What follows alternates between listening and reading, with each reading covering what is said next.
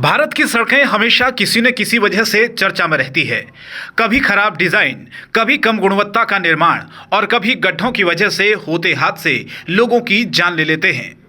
इन सड़कों की बदहाली आज हम आपको नहीं दिखाएंगे, बल्कि 7 समंदर पार से आया ये रूसी बताएगा।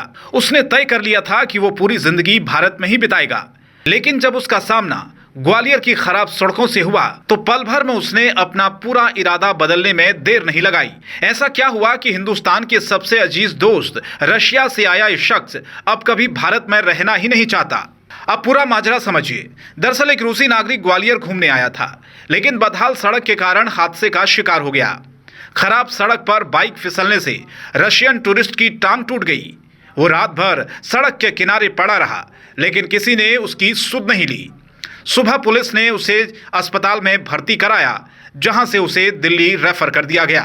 My name is Sergey. I am from Russia. Russia. Yes. What happened with you and why you come in India? Это first time in India. Не могу сказать точно. रूसी नागरिक सिर्गेई भारतीय संस्कृति का दीवाना है। उसके दादा भारतीय संस्कृति और भारतीय फिल्मों के दीवाने थे और वो भी अक्सर हिंदुस्तान आया करते थे।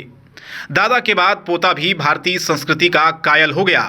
उसने तो यहां तक तय कर लिया था कि वो पूरी जिंदगी भारत में ही बिताएगा।